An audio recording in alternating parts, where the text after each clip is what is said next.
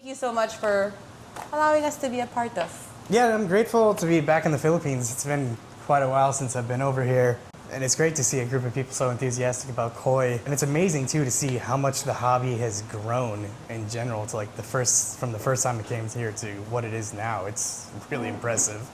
These types of events, these are like really good ways of learning about koi. A grow-out event, you know, buying the fish small, tapos you grow it 100 days, is it, Papa? Somewhere there, yes. So somewhere there. This is a great way to learn more about fish. And it's too, like, you're constrained by time, like we were saying, so you're not always guaranteed that your fish is going to be quite ready for show, but it's a good opportunity for you to learn, like, how to take advantage of your climate, your water chemistry here. Like, sometimes some fish benefit, like sumi comes out better in higher pH, as opposed to if you have kohakus, shimmies might develop. So it's a good way to figure out, like, what you have and how to use it to your advantage for events like this. Does everybody have a favorite koi? I mean, describe your favorite koi to me. Like, hold it in your mind. Can you see it in your mind? Who wants to tell me about what their favorite koi is? Showa. Showa. Yeah. I really do accept that I can produce better in Kuhako than in Showa. Yes. But in my heart, I love Showa. My favorite koi is always the Kuhako. I think it's much easier to groom Kuhakos than clay colored kois, because Kuhakos are some little colors. I would like my koi to have the very good body conformation, and then the finish, lastly, will be the pattern. So I'll always go for the conformation, body conformation, and then the finish of the koi, and then lastly the pattern. I struggle between like Showa and Sanke as deciding like which one's my favorite variety, but my all-time favorite fish that I've ever seen in person is a fish. It's kind of famous. It's won All Japan show twice. It's one of the few fish that have done that, and it's this beautiful, huge fish.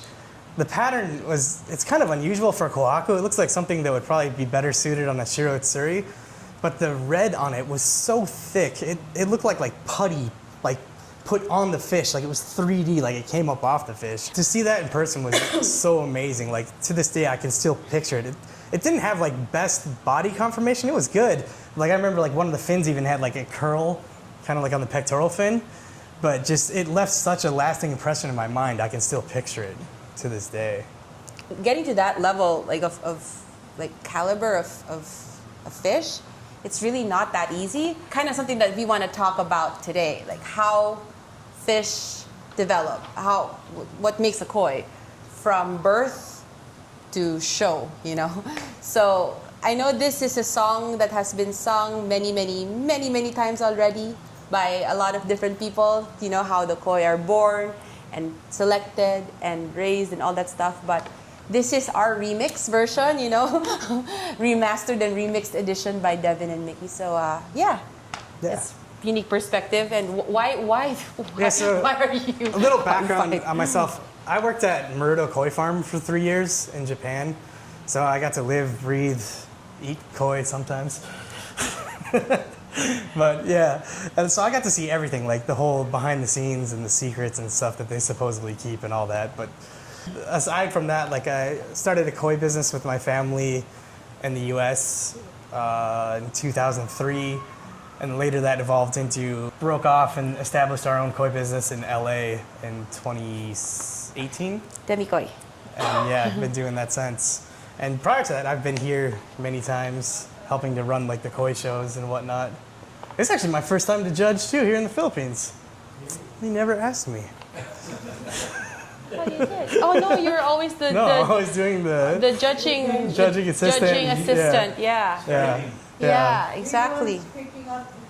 Yeah, I was driving around picking up people's koi. That's true. Going to the wrong houses and being like, oops. Yeah, Google Maps didn't really work so well over here, yeah. Before we start the actual talk, if you have any questions or you want to say something, please feel free to speak up because it's gonna be kind of hard to Yeah. remember the question pag nasa. We're going to try and cover like a lot of topics. So if you have question on something specific that we're talking about at that moment, just raise your hand. And, like, This we'd is be the more than remix, happy so to. let's mix it all up. Yeah. Breeding koi starts with, or making koi starts with selecting the parent fish, like pairing the oyagoi. You're looking for traits that I think you mentioned already earlier. Body, skin quality, pattern. Like you said, they don't really look for pattern. They don't really select for pattern either. It doesn't really breed true. They have like established pairs where they know like this male will work well with this female in particular, but it's not always guaranteed year to year. Sometimes the results will vary. So a lot of the farms, what they'll do is they'll do artificial spawning. So they'll strip the eggs from the female and then use one male for half the eggs and another male for the other half. How do you condition the breeders after laying eggs? Typically, they're kept in like a really cold tank. So they'll be moved back to that tank with like cooler water, and they're allowed to rest for probably a couple weeks before we'll move them out to like a dedicated mud pond where like the females will be in like one pond or multiple ponds, but just female parent fish. Male parent fish would be another pond. So it's just a lot of rest, basically. Artificial spawning is not as tough on the fish as like natural spawning is. With natural spawning, you get the fish chasing and they're banging into each other, and it's very exhaustive for them. Whereas with natural spawning, we sedate them, strip the eggs out, and it's a very simple process on the fish. It's a lot less stressful for the fish. Yeah, a lot less stressful. Yeah. And then along with that, they have to keep extensive records to know, hey, how did these fish turn out? How did it develop? And going out throughout the years, as they grow and keep the fish, they can see other things develop, such as this bloodline's not so great because it develops a lot of secondary he, or these kohaku develop a lot of shimi, so they can trace that back to maybe it's because that pairing wasn't so great. And the reason they can trace that is because they have to keep very good records. I think these are, at the end of the day, it's a business, it's a farm, it's a production. They have to know what they're doing in order to replicate it. And to some farms too, that's trade secrets, what they're pairing to get what results. Or they advertise it, like, you know, Like Sakai, it's like Saka, you get a book that has everything. And if you talk about record keeping, that's record keeping. They keep excellent records of like each of their spawns, like what parents these fish were from, and where these fish were grown, in what pond, how they developed, how they grew, how many centimeters. Yeah, until you're faced with hard data, you know. Yeah, if you have records of everything, then you can see what happened. Is it repeatable? Was it good? Was it bad? And then you can have a better like calculated estimate of what can I change to get the results I want. Exactly. The most important things when like keeping koi and raising them and keeping them healthy so they grow is like starting with good genetics, feeding them, and water quality. So with water quality, this is quite interesting. Like in Japan, I kind of thought, being on the scale that they were and like how serious the production was, that they'd be really monitoring the water and like testing it and all this stuff, but I never saw a single test kit used when I lived over there. What they teach you is just visually like checking the condition. So like in the indoor tanks, like the clearer and cleaner the water is good, but it's not a for sure indicator of good water quality. You actually have to look at the fish. Like if the fish are like all stressed out and kind of like not moving, probably something's wrong with the water. If the water's kind of murky, but the fish are moving around fine, yeah, the water's probably fine. It's just a little bit murky. Maybe I fed too much.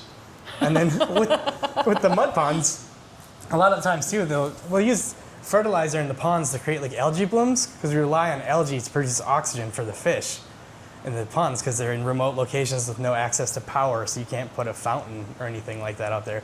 So you gotta kind of learn like what color of like bluish green is the right color on the pond. So the pH in Japan is like sometimes 6 to 6.5, and it can get so low that like the fins on the fish start to deteriorate and like melt. So that's when you realize, oh, we don't have enough oyster shells in the water, so you got to dump that in, so that dissolves. You understand your water conditions. You understand what you have to work with. Ammonia is not so toxic. Not toxic when the pH is low. When the pH is low, so you don't have to worry so much about overstocking, but you also have to worry about the fins melting off. Yeah, like one of the biggest issues I think that occurs here in the Philippines is like filter crashes or pH crashes. pH crash. 24/7, you never have a winter break where the filter gets to rest. The filter's always consuming like carbonate hardness, which is basically like baking soda or oyster shells, stuff like that. So if it consumes all that carbonate hardness, then it's not able to sustain the pH. Then the pH crashes, your ammonia spikes, and you have problems with your fish. So it's a good idea, even if they don't keep records in Japan of water quality. If you really want to maximize like growing your fish and taking good care of them, it's a good idea to do it here. Just because you know that's like an issue that you could face. Whereas in Japan, they don't have that issue because the pH is always low, so it's never going to crash. So many people try to copy exactly how it's done in Japan without realizing maybe I need to tweak stuff for my water chemistry, and that's where they run into issues and they can't like replicate the same kind of success as well. They have a different way of doing things because they're working with their conditions, and it works for them. Obviously, they produce really nice fish. To be, even in Indonesia or Thailand, Vietnam, they don't get the same quality as the Japanese. Nobody seems to get the same quality like Japan, and then people are thinking they won't release the real parent for Oyagoi. There's this thinking. I don't know if it's That's interesting. In the States too, we have that. People think you'll never have a good show koi in the States because the good koi never leave Japan. that's But so everybody. it all comes down to money. Is what it is. Yeah. Yes, and also I think it's also important to remember they've been doing this for generations. This is how many years, and not just one farm, a big group of farm. And you look at the selection process that they go through. It's a lot of people don't understand when you breed koi, you get 500,000 fish out of it, but you'll maybe get 5 good ones. I think it's really difficult to imagine that the scale of that, like 500,000 fish, and you're choosing, what is it, 0.1%? Like 1% maybe, if you're lucky, will be sellable. 0.1%, I think. To what Japanese standards are. The other thing too about it is it's not just at the end of it. They're selecting the whole way. Fish from a new spawning, they're going to want to hang on to some examples of those to see how they turn out at 2 years old, 3 years old, to see, in the long run, is this a good pairing of a fish? I think that's a good instance where they actually do hold back the fish on purpose. They don't let it leave, mostly because they want to understand what they're producing. The term taregoi, it's a very famous term in koi. I think it's maybe slightly misunderstood because it can mean a lot of different things. Literally, tate means to stand, like stand up. So tategoi means stand up koi. Now, what that means to each farm is different, depending on what their goal is. How they get tategoi in the first place is the culling techniques. Like you mentioned, they hire everybody from town. Yeah. That's typically like for the first round of culling, where you typically eliminate about 50% of the fish that were born, because a lot of them will be born with like deformities, missing gill covers, missing fins, or Missing pattern tail. fish. They won't have any color at all. I think the reason why they have just ask anybody around to cull is because it's very easy to see what doesn't belong. Yeah, so the more people you have doing it, the faster you can get through it. Exactly. 'Cause They're it's a not lot. looking for anything but a complete fish. And then from like the second round and on, depending on the variety, what you're looking at, you're starting to look for pattern. Even first round Showa get culled at a very small size to keep just the black fry, because those are the ones that will develop into Showa. If you keep everything, you'll end up with like kohaku as well. Asagi, you keep just the white fish, because if you keep any semblance of color on them, they usually turn out all black. Hikari mono, like the metallic varieties of fish, the fins, the head, the whole body has to be like reflective and be shiny. If not, it's never going to develop once it's about this size. Chagoi are one of the hardest ones to call. You literally have to set up like a tent over the tank that you're calling in, black it all out, use a white net and scoop and pick out the fish that you can see and get rid of everything else, because otherwise they just stay dark. Basically, again, going back to the concept of taregoi, are they better? Are they different? Are they something that you want to aspire to? The answer to the question is all yes. So taregoi themselves too aren't special. They're not different fish. They're all from the same spawning. They're just, of that spawning, the best ones, the best examples that you want to grow out. You'll breed a pair of fish, get 500,000 fry out of it, cull those down to about 5,000 at the end of the season. Out of those 5,000, maybe 200 are your taregoi. Of those 200 you kept as taregoi in the fall, going into winter, maybe only 80 of those make it to be actual tategoi that will grow on to be 2-year-olds. And if you're talking about beautiful koi, you want them to be beautiful, you have to make them, pretty. You have to dress them up. Yeah, if your kohaku develops a beauty mark, well, we don't need beauty marks on kohakus. So a lot of the times in the winter, they'll like clean the fish, Exactly. get rid of like the unneeded aspects of them. And I think that's one of the things that people misunderstand. When you're cleaning a fish, you're not adding anything. You cannot put there what is not there. It's like the Michelangelo's David. You're just taking away what's unnecessary to reveal a beautiful statue. Something that's kind of changing in the industry in Japan right now is having like finishing ponds, whereas like previously it'd be like Ryuki Narita was the guy if you wanted to win at All Japan Show, because he's the only one that had the resources and facilities to make the body of the fish better or make the color come out or make it beautiful for the koi show. Whereas a lot of farms are now building their own finishing ponds, and that involves complete climate control, whether you can heat up the water or bring it down the water temperature. When we weren't in Japan just this November, we were talking to them, and we asked them, so what's your challenge now? Not just after the pandemic, but as a company, they're all saying, we have to build more facilities to finish our fish, because I guess it's getting... And grow fish to bigger sizes, because there really was no demand for that in the past.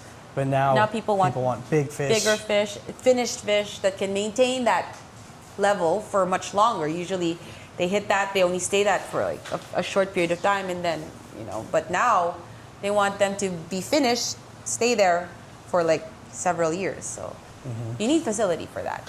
It's interesting too, like the popularity of koi, how it's changing some of the standards of fish. I don't know if you guys are like familiar with aragoke koi. Anybody familiar with aragoke koi? Yeah, so What is aragoke aragoke koi? Are you familiar with it? So please explain what aragoke is. Aragoke are like Deutz koi that have just like scales all over, all random, like literally. Really big scales. In Japanese, it means like dirty scales.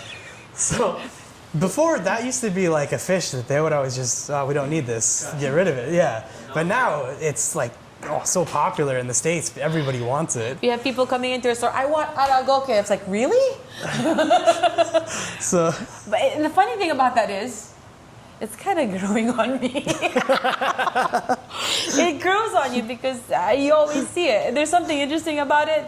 That being said, it's still a different standard. definitely motivated by like mass popularity, like how people saying, I want this, I want this, I want this. It's changing how in Japan they're like, okay, I guess we'll keep some because people want it, so we'll sell it. What's that saying in Japan? Like everything, they find the beauty in the mistakes. in the mistakes, except for with koi.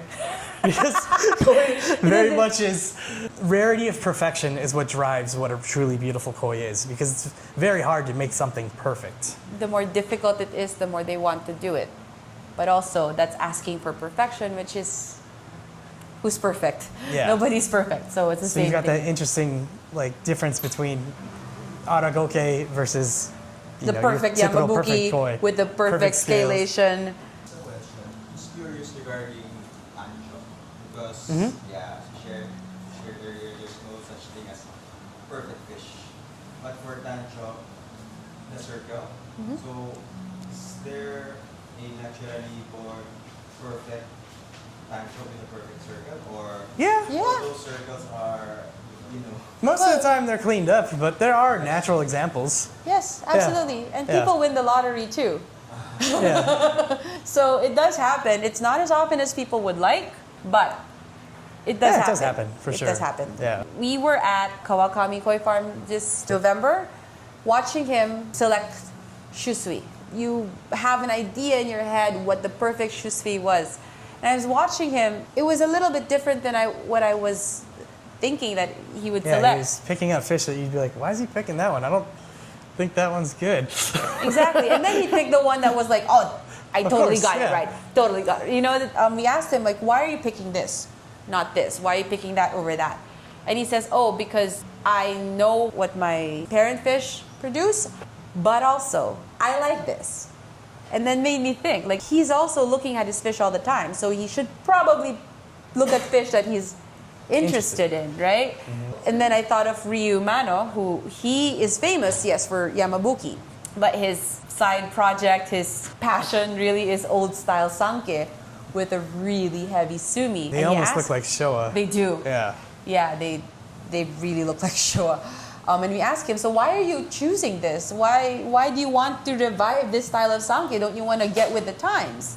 And he's like, because I like it. I think this is something that I'm passionate about. This is for my own joy. He said, if I'm doing what everybody else is doing, then that's boring. So in reality, when you're buying a fish from a farm, you're not just buying a brand name.